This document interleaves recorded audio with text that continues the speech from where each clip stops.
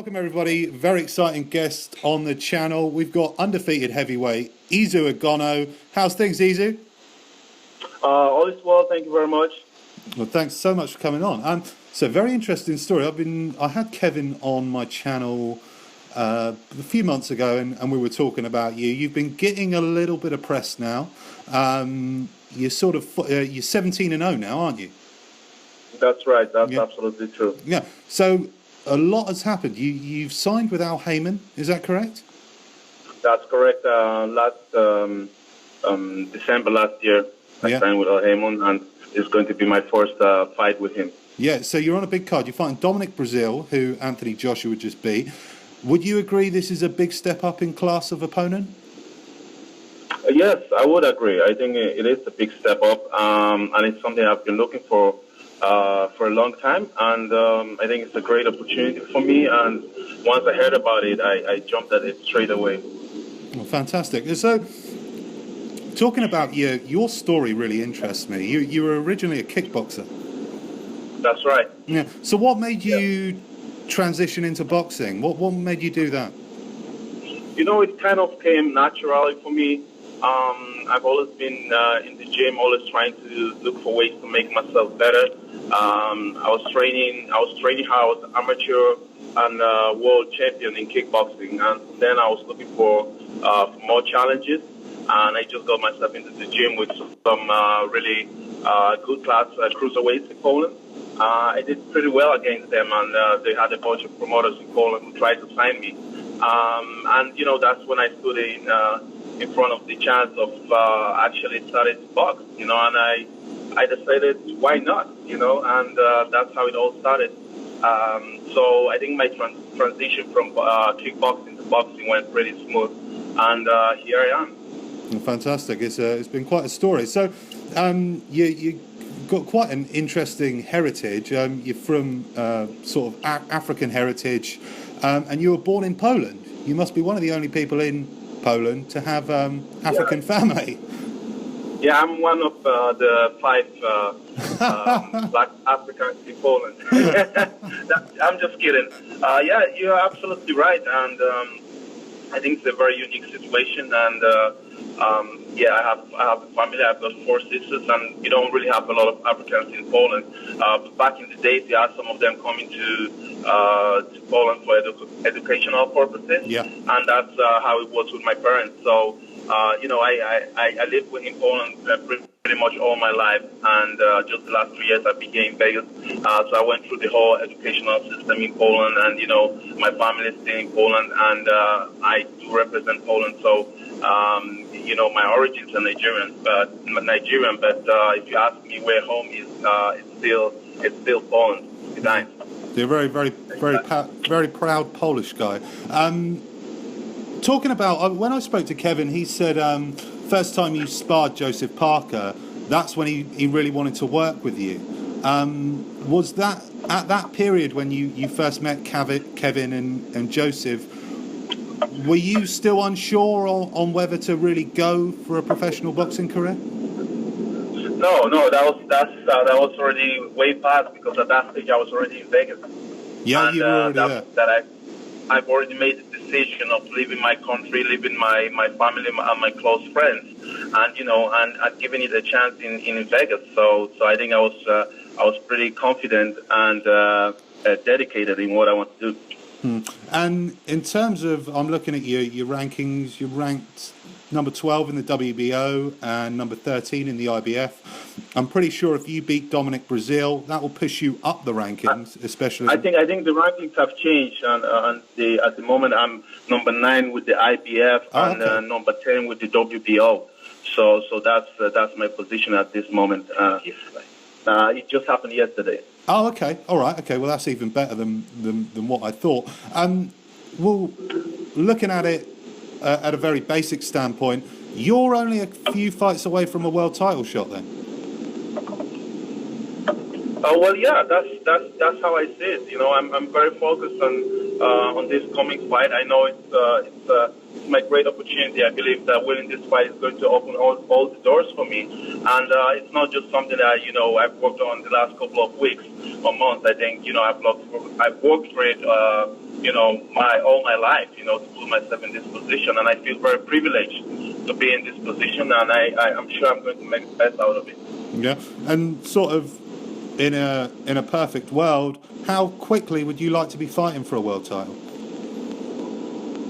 Well, a while ago we've been together with my coach. We've set a plan that within the next 12 months we'll be ready to fight for a world title. And the truth is that the time is running, and I'm not wasting any time. I'm in the gym. I'm getting ready, and I believe that the world title fight can come quicker than expected. So my job is to be ready at all times and make sure I take care of business when I do. Okay, very exciting. And obviously you'll be fighting on the undercard of Deontay Wilder, who's the WBC champion. Is that a fight you'd like to chase? Absolutely. At the moment, I will be in co-main event, so I think that's already a high position, and I'm happy to find the co-main event, and I believe that in no time I'll be able to fight the main event. Yeah. So obviously you're with Haymon, and so is Deontay Wilder, and obviously they're putting you on the undercard. From someone like myself looking at it, it seems like they're possibly trying to set up a fight with the WBC champion for you as you're fighting on his undercard, sort of introducing you to the American audience. Is that kind of what's going on? I'm not the brain behind of all of this, but I guess that's what it's looking like. So I always focus at the task I have ahead of myself. I don't try to overlook anyone, but it looks that way. I think it's a fight that's positively made because we have the same promoter. So I think it's very positive. Very positive indeed.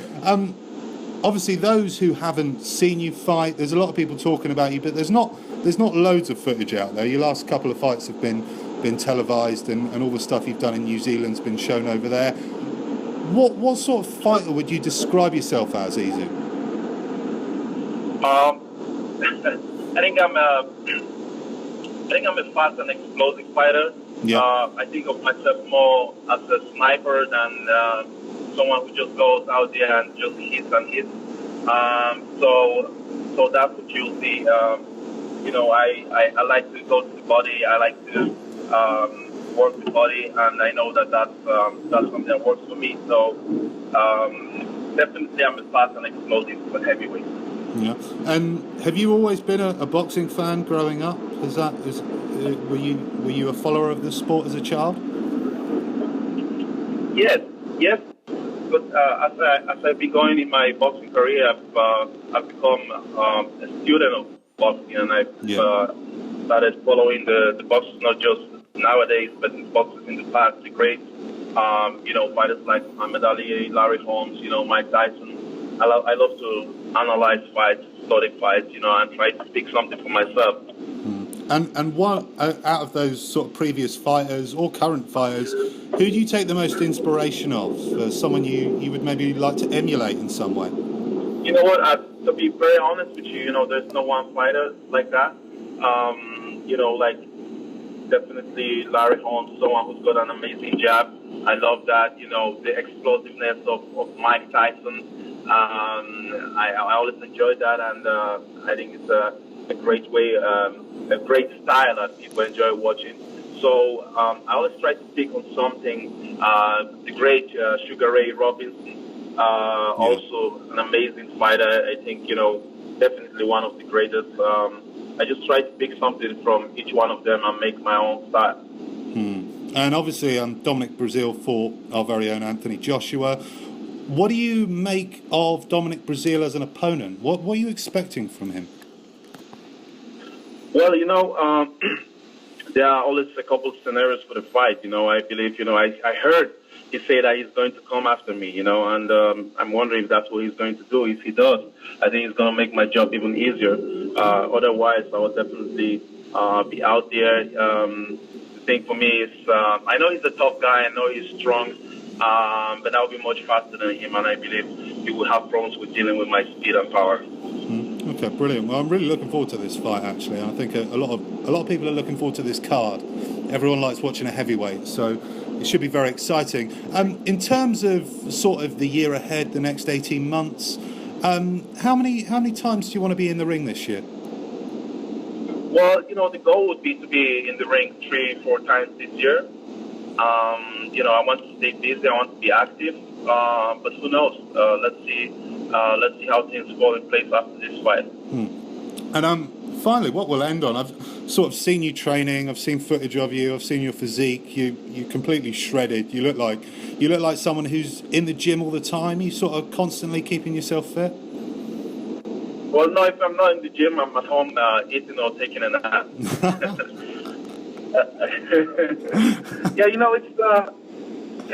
Yeah, I like to be active. It's not just for boxing itself. I believe if I end my boxing career, I'll still make sure that I'm pretty fit. I want to take care of myself. Yeah. Okay. And so, what sounds like we're kind of looking for a world title shot in 2018. Is that kind of what you'd like to go for? Well, I don't want to say it because who knows? I don't think it has to be 2018. It might be faster. It might be 2018. It might be this year. So, like I said, I'm just focused on the task ahead, and then I will see how things fall into place. And I said finally, but there is one more question I wanted to ask you. When I first had Kevin Barry on the channel, he talked about the friendship he has with you, and he sort of has that with a lot of his fighters. He says you used to stay with him and stuff like that. How important is that to your career that you've had someone like Kevin Barry sort of guiding you? Oh well, I still live with him. I live with him and his family. I think it's a huge part of my development, as a boxer and as a person. It's not just about the training. It's about being here and knowing you've got someone who's watching your back and treats you like his own family. So I think it's a huge thing that has made me develop really well here in Vegas and made me miss my family back in Poland much less and be able to focus on the job. Well, fantastic. Well, I'm really looking forward to this fight coming up. I was really happy to hear you signed with Al Haymon, so you could start getting some real exposure. And a lot of people have been talking about you in the UK for about a year now. So, does coming to the UK interest you to fight one of our heavyweights? That would be very interesting. UK is not far away from Poland. No. And the truth is, I also have a lot of friends over there in the UK. So if there's ever a chance, I'll be very excited to take it. That's a good point, actually. Massive Polish population in the UK. So that's right.